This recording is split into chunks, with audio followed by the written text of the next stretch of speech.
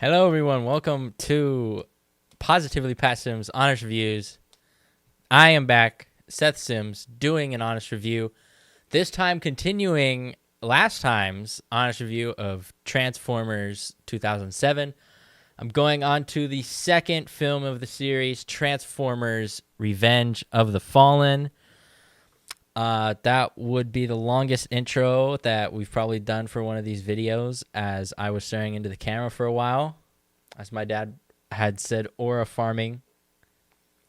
So first, I do want to get into the ratings for this movie, because I think they are lies, or people are just unappreciative of the gloriness that has come from this amazing movie, such as Combiners and amazing Optimus Prime.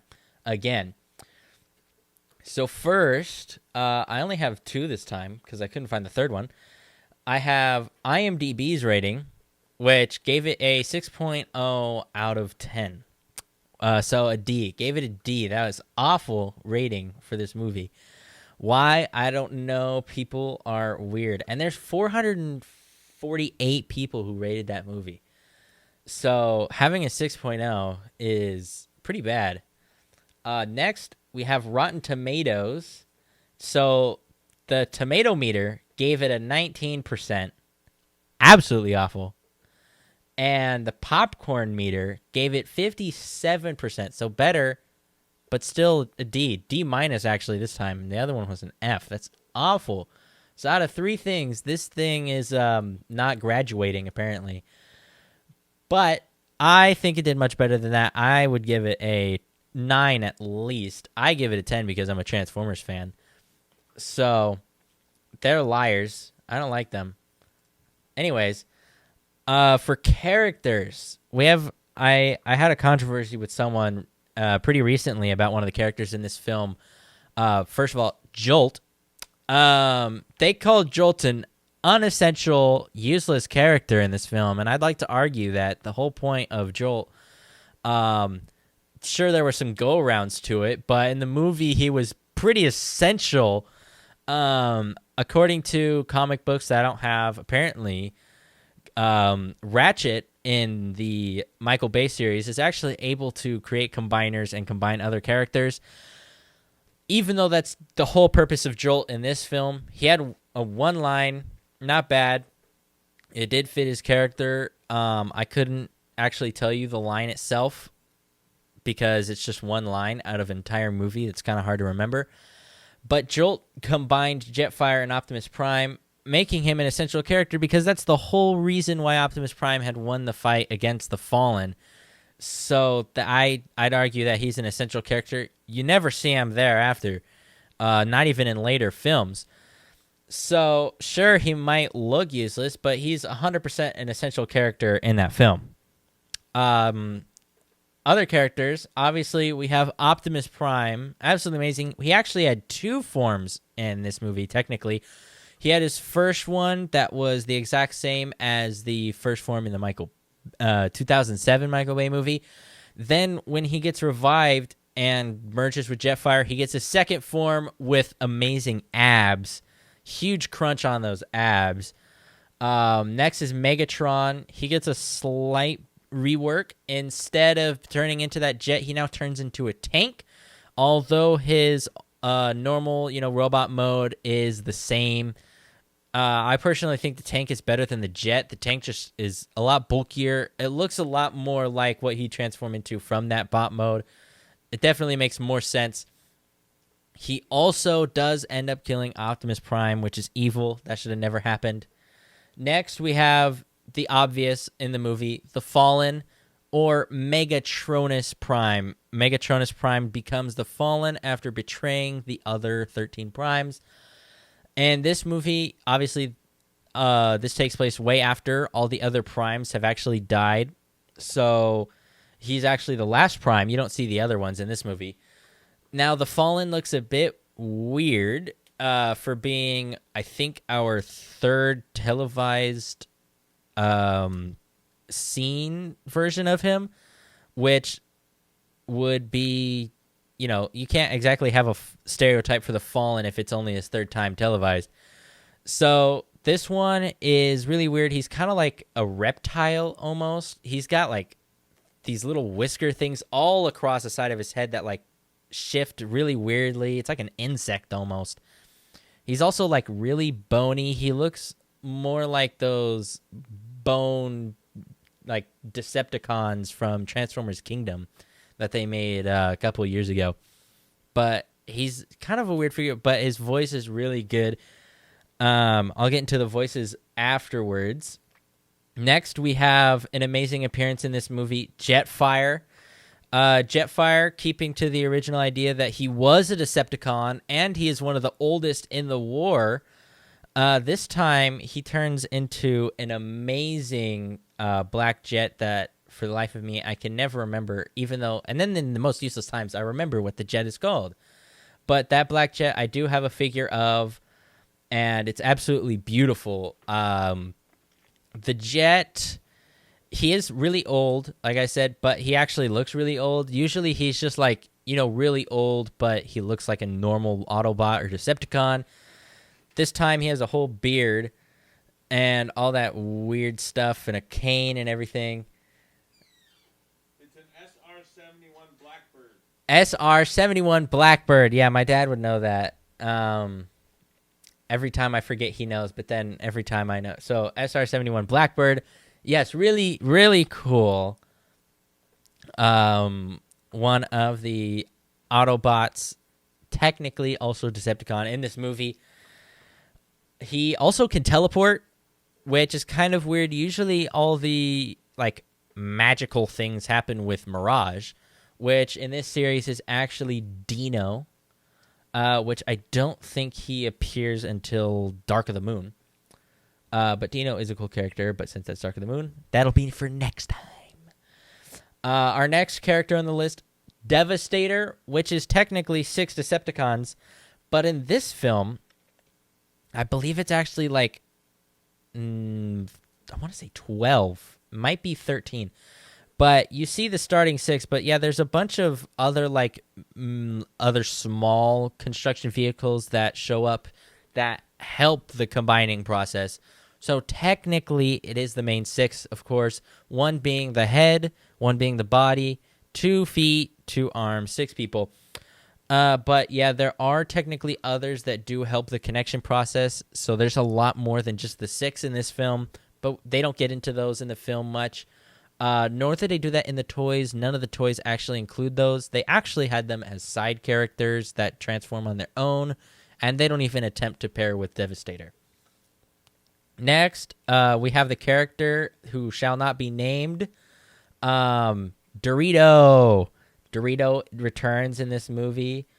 Thankfully, he only returns one more time, and that's next time in Dark of the Moon, where he dies.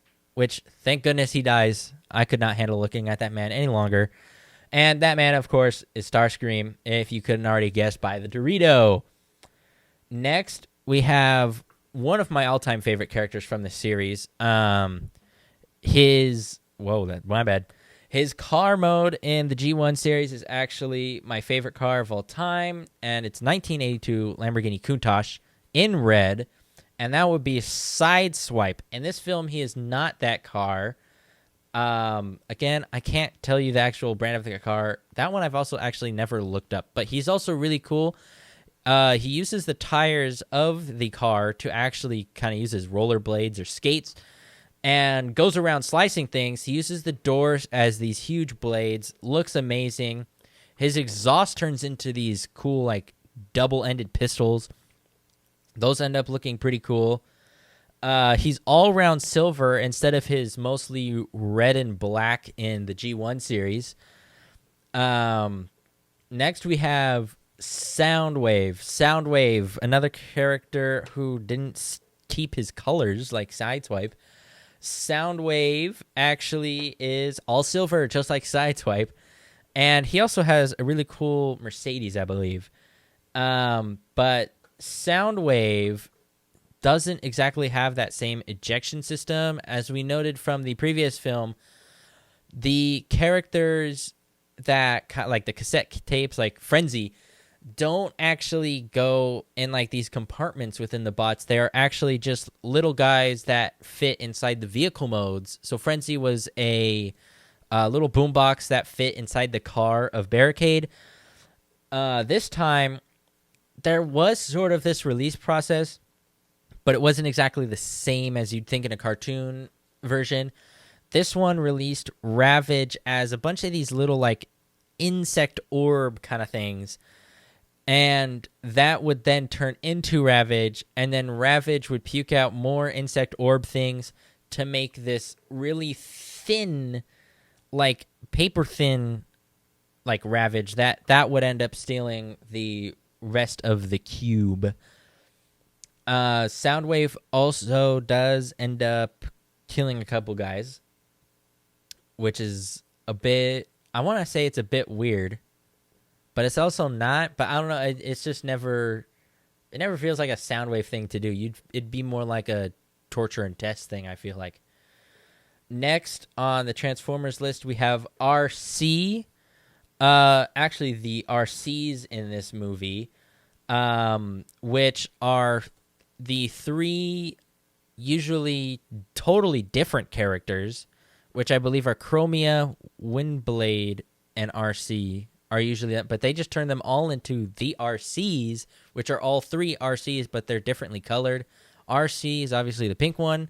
Then there's a blue one, which I believe is technically Chromia. And then there's a red one, which is technically Windblade. But they're all just the RCs. Next, we have Ironhide, an amazing character, just like last time.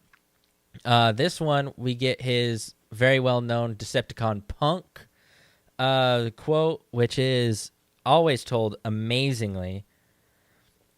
Not much different from the first one, and he doesn't exactly get as much screen time either. Again, most of this is just Optimus Prime, the humans, and the Fallen. Next, we get Wheelie, which another one of the used-to-be Decepticon characters. He ends up living with Sam Witwicky, as we see in the very beginning. He's a bit weird. He's got a high-pitched voice, and he turns into this little blue RC car. Kind of a weird character. You get used to him later, but he is a weird character, and then he disappears later, too. Next, we have Grindor. I don't know why he's called Grindor. He was, I believe, Blackout the first time. But now he's Grindor because they just decided to make him Grinder. So he works, and he's pretty much the same as the first one, except he doesn't get those cool, like, EMPs he did the first one. He doesn't look as overpowered. He actually gets absolutely destroyed by Optimus Prime.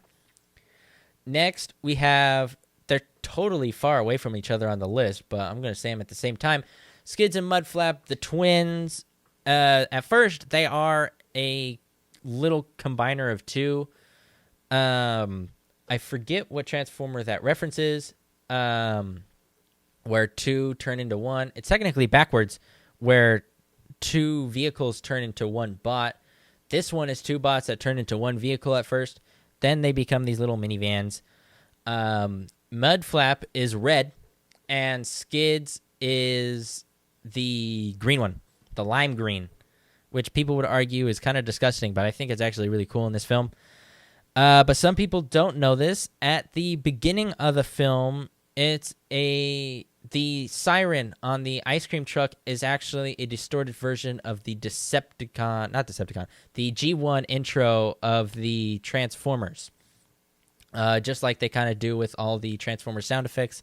Before certain characters transform, they play that like distorted Transformers G1 transformation. Next, we get the amazing character, again, Ratchet. Ratchet did not get much screen time once again. Instead, we got Jolt for the combining process. Like I said, Ratchet, apparently in the comics that I don't own, does have the ability to combine other characters. I would tell you who, but again, I don't have the comics, so I can't tell you who. Next, we have one of the combiners for Devastator. I believe it kind of... I can't go into the other characters of Devastator because I don't know them. I guess there's 2 of him. It's kind of weird. They use him as a combiner in the toys, but there's like 2 of him. It's kind of weird. But it is Demolisher. He dies at the very beginning of the movie, so I don't exactly know how they get back to Devastator. But yes, Demolisher is in this movie. He's got 2 huge wheels. He's another, like, obviously construction vehicle, as he's a Constructicon. 1 wheel way up here, huge. 1 wheel at the bottom, and he kind of like rotates them every now and then to cause a lot of destruction. He also uses the scooper, splits in 2 to become his arms. He uses those to kind of boost himself. He's absolutely enormous. I mean, you wouldn't believe the size of him. He's huge. Like, Optimus Prime is almost the size of his head. It's insane. So, next on the Transformers list, we have Reedman. So, Reedman is a bit of a weird character. I can't even see that picture of him. So, he's that... Okay, yeah. So, he's that weird little creature that comes out of Ravage afterward and does his weird little thing. So, there we go. So I guess his name is Reedman. I did not know that. I thought it was just another Ravage. But he is that weird character that comes out of Ravage. I believe that's it for most of the Transformers.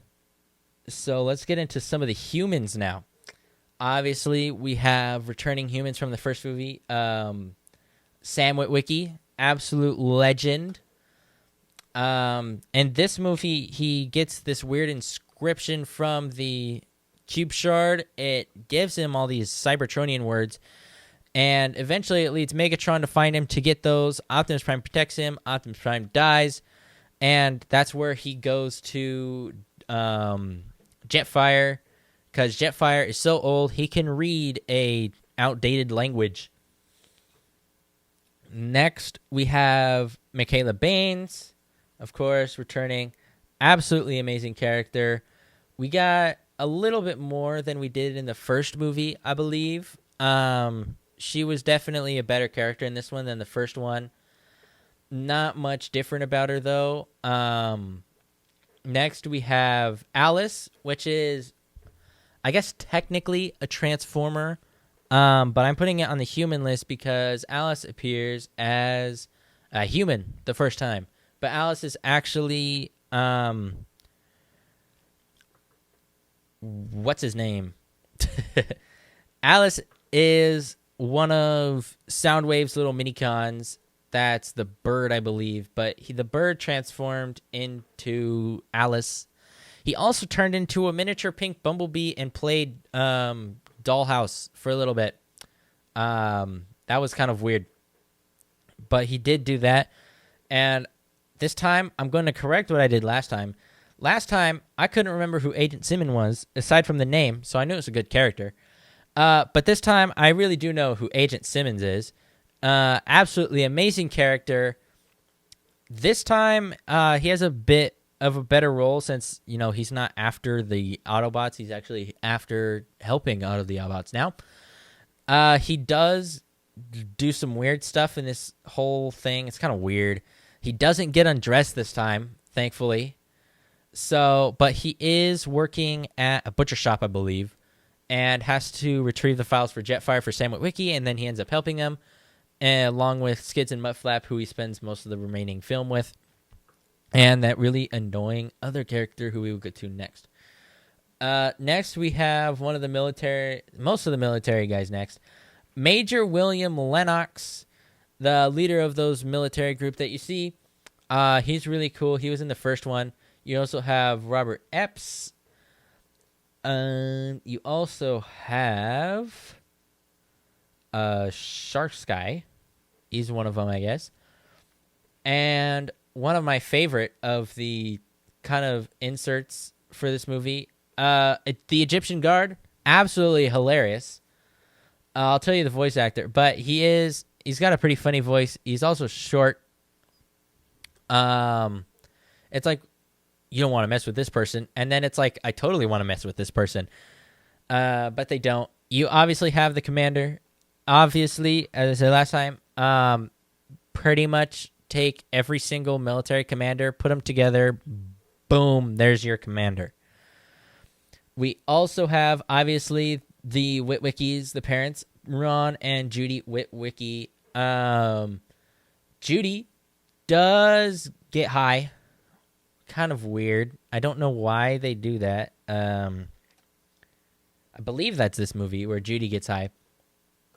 Ron Witwicky. Ron, still the same old character. He hasn't changed at all. Still dealing with Judy. So, next we have a character that... I see. So this is the annoying character I was talking about. Leo Spitz. Leo Spitz, the annoying college roommate that Sam Witwicky has, along with frat guy number 2 and frat guy number 1, because they couldn't come up with names. There's also the towel girl, sidewalk pedestrian, Egyptian interpretal officer, and reporter number 1, 2, and 3. There's also Pentagon workers and all that stuff. But those people didn't exactly have anything in this movie. So on to the voice actors. So first, voice actors. Obviously, as Michaela Baines, I don't know why I couldn't read that the second time. Michaela Baines is Megan Fox again. Absolutely amazing character. Megan Fox does a great job every single time. Sam Witwicky by the legendary Shia LaBeouf again. He definitely did a lot better this time. I believe he'd had an outside injury, which caused him to have a little bit in change of direction within this story, just so they could fit in that injury. Alice is Isabella Lucas, or Isabel Lucas, not Isabella. Isabel Lucas. She did a pretty good job. CGI was definitely worked well with her face. That was absolutely amazing how they just turned her into that Decepticon. Absolutely, man. Ramon Rodriguez as Leo Spitz. He looks a lot older in the image that I'm seeing than he does now. It's absolutely weird. He does not look like that weird, annoying college kid. We have Agent Simmons, played by John Turturro. Amazing character. John Turturro does the best. The Fallen is by Tony Todd. Tony Todd did amazing. I wasn't expecting that voice from Tony Todd to be the Fallen. But he does really good. I really like the voice of the Fallen. The legendary Peter Cullen is Optimus Prime again. Do I need to even say anything? Yeah, he's the legendary Optimus Prime voice actor. Julie White as Judy Witwicky. She's really good at being an annoying mom. Aaron Nass is RC. I believe RC had a couple lines. Most of them, I think, were highly edited to make it sound a little too robotic, so I can't exactly say anything about her. Major Williams was Josh Duhamel. Josh Duhamel did really good. His acting was amazing. Tom Kenny was Wheelie. He does a great Wheelie voice. I believe I've seen a couple other voices he's done. I couldn't name them off the top of my head. But his Wheelie voice is amazing. It absolutely fits the look of the character as well. Megatron is actually not... I can't remember his name because usually he's on the list. Frank Welker. That's his name. Megatron is not Frank Welker. He's Hugo Weaving. Hugo Weaving did really good. Frank Welker actually does do a couple... He does a lot of animals. So he's like the animal Decepticons. Frank Welker did Reedman. So that weird creature that doesn't have any voice lines is Frank Welker. He does the weird things for that thing. But they did at least give him a character, although it's not Megatron. Megatron is Hugo Weaving. If you asked me if this Megatron was still Frank Welker, I wouldn't tell you no unless I had the list of actors pulled up. So yeah, I wouldn't. He's really good. Hugo Weaving, definitely a really good voice actor for Megatron. Ryan Wilson as Professor Colon. Professor Colon, kind of annoying. I didn't put him in that list because that list of characters. He's not really essential. Katie Lowes as April the Resident. Again, not exactly an essential character, but sometimes the cast is part of the cast. A couple other characters, which I did lie. We do see some of the other primes in Sam Witwicky's little distorted mental state. Kevin Mitchell Richardson is Zeta Prime within Sam Witwicky's little unconscious state. You don't exactly really see what the 13 primes look like in that dream. You do a little bit. So I can't say he looks like the voice, but I guess he does. John Benjamin Hickey as Galloway. I can't remember who Galloway was because he wasn't on the important characters list. He does look familiar, though, so I'm going to say he definitely was somewhat of a good character for a non-essential character. Wow, that was weird. For some reason, Bernie Mac is in the cast without actually having a character listed with him. So that is strange. So apparently Bernie Mac was in this movie somehow. I don't know if he is a voice actor or not. But absolutely nothing is appearing for him in characters, nor are they appearing for him as actors. So he's here. Hello, Bernie Mac. Welcome to Revenge of the Fallen. Next, another character with an unlisted voice or acting, Nora Kirkpatrick. So, hello, welcome. Matthew Marsden as Graham. Graham. Graham, pretty good character. Matthew Marsden did a pretty good job. And Frank Welker, obviously amazing. Frank Welker also did Soundwave and some of the things for Devastator, not just that weird creature known as Reedman. We also have Jess Harnell as Ironhide.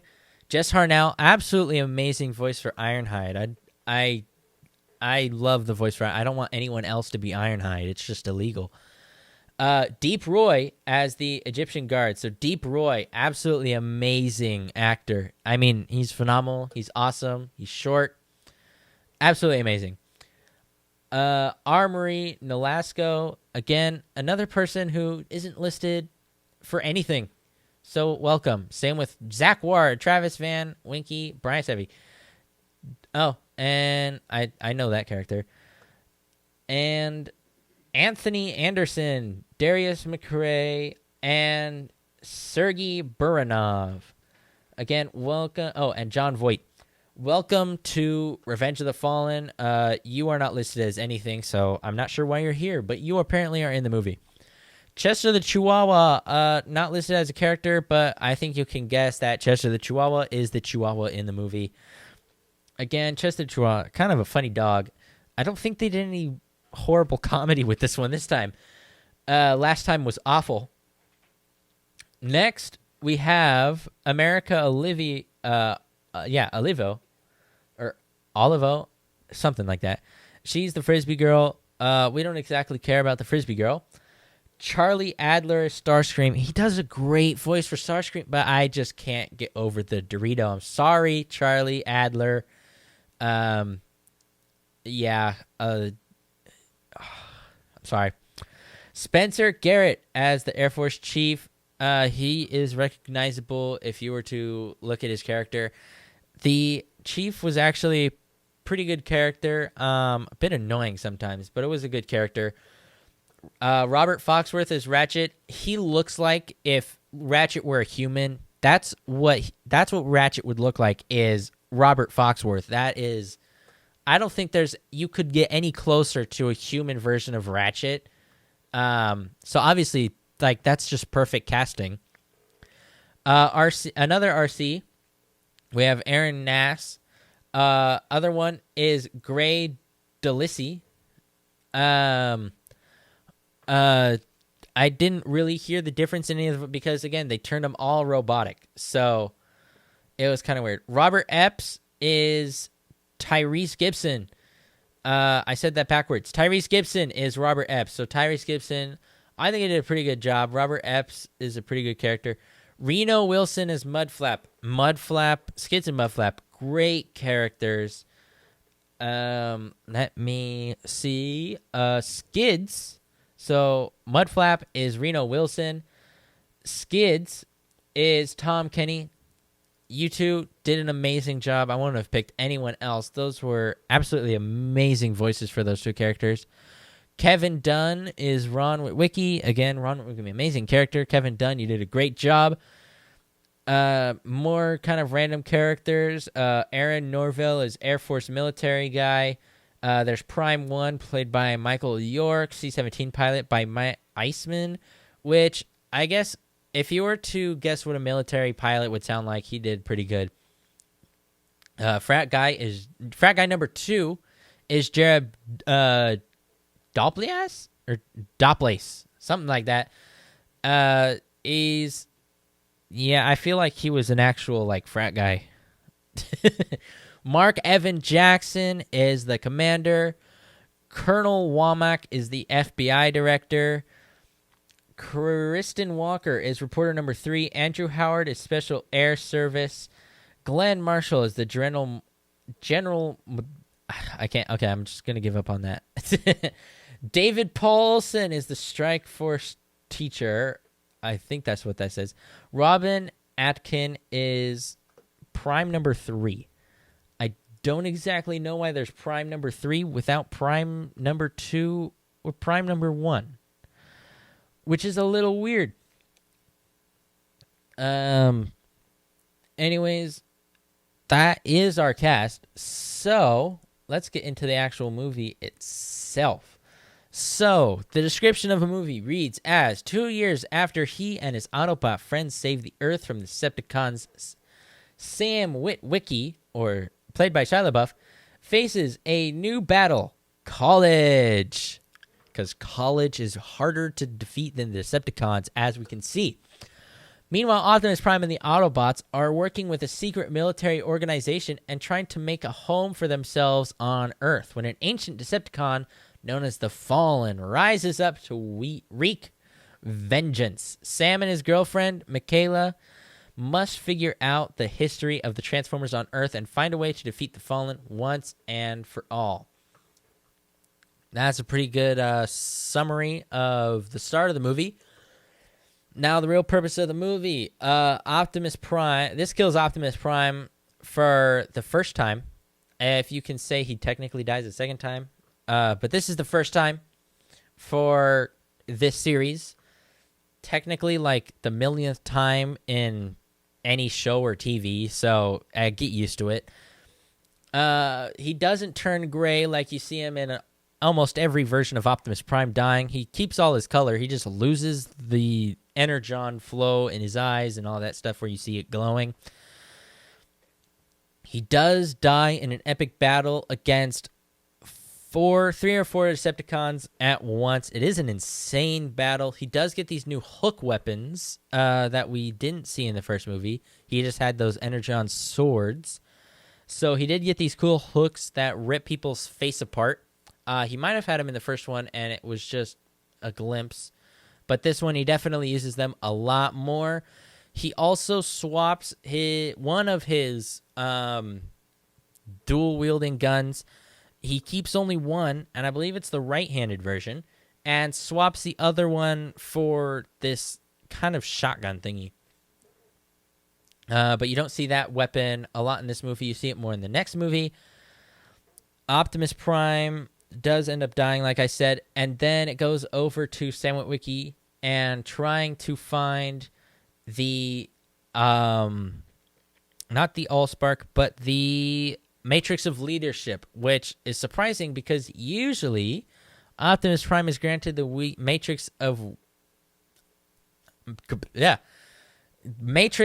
Leadership in order to become a Prime, but he is just apparently a Prime without the Matrix of Leadership, which is a bit strange. He does get it on Earth from this ancient cave where it then turns to dust. And Sam carries it in a sock before reviving Optimus Prime.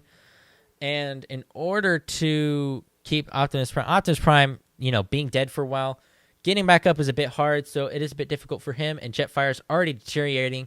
So Jolt combines the two of them into this amazing, huge Optimus Prime with a jetpack and awesome guns. And he can fly around now, so he destroys one of the pyramids of Giza because there is a Energon harvester inside of it. And it's not just any Energon harvester. It is a harvester that harvests the energy of the sun to turn it into Energon, which we find out is actually built before the pyramids of Giza, and then they just built the pyramids around it.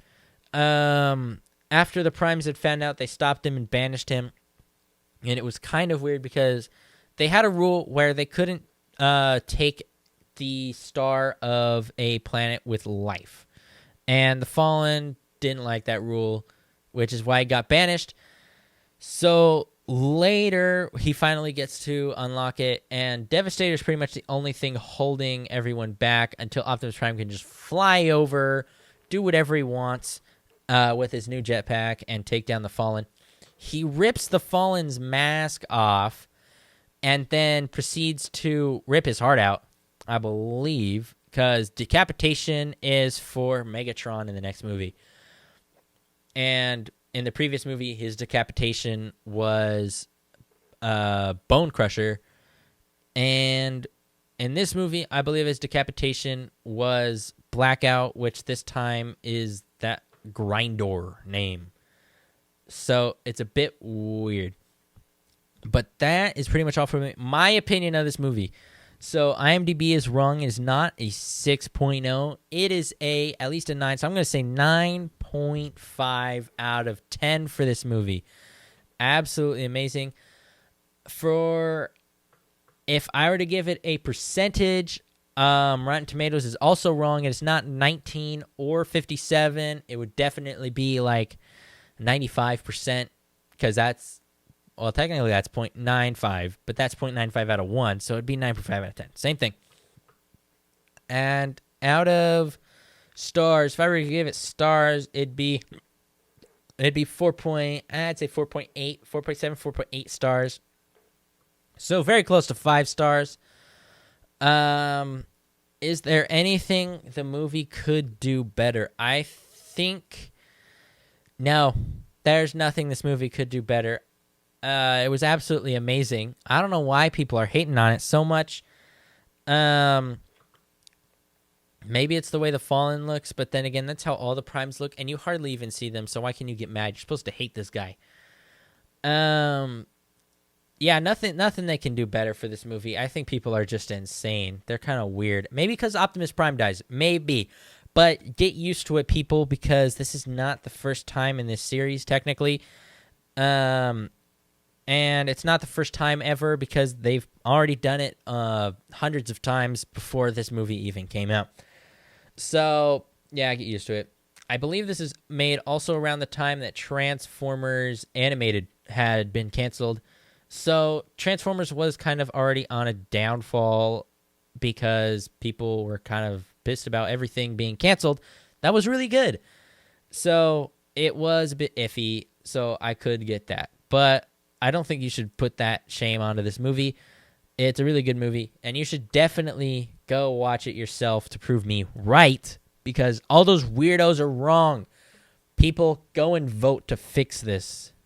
Anyways, signing off, the amazing Seth Sims.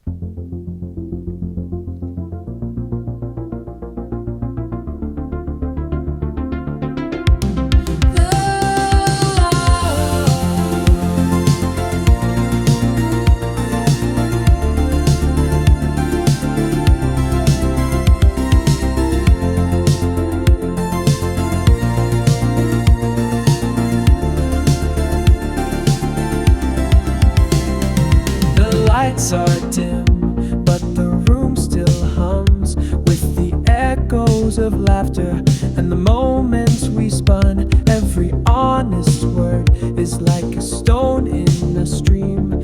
It rippled, it lingered, it shaped saved our dream. And if you ever wonder where I'll be,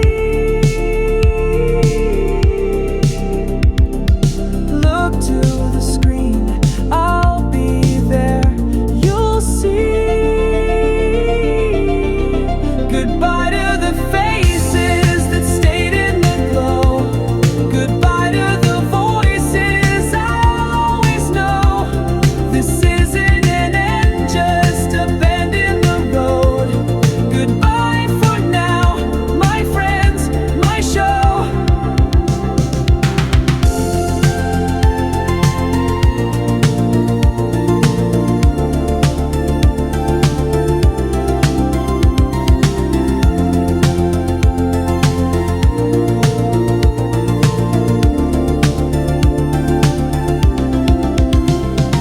The cameras rolled and the stories grew.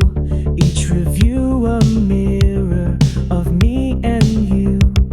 Through coffee stains and late night calls, we built a world behind these walls. And if you ever wonder where I'll be, look to the screen, I'll be there, you'll see. Goodbye to the faces that stayed in the glow. Goodbye to the voices I'll always know. This isn't an end, just a bend in the road. Goodbye for now, my friends, my show. The tape may stop, but the reel still spins. Every honest word, a place we've been. This goodbye's a whisper, not a shout. Just know you've been what it's all about.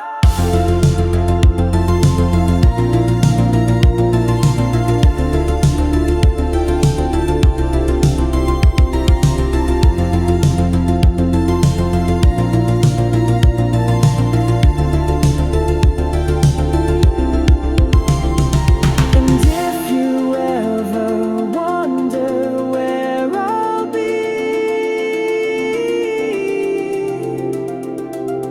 look to the screen,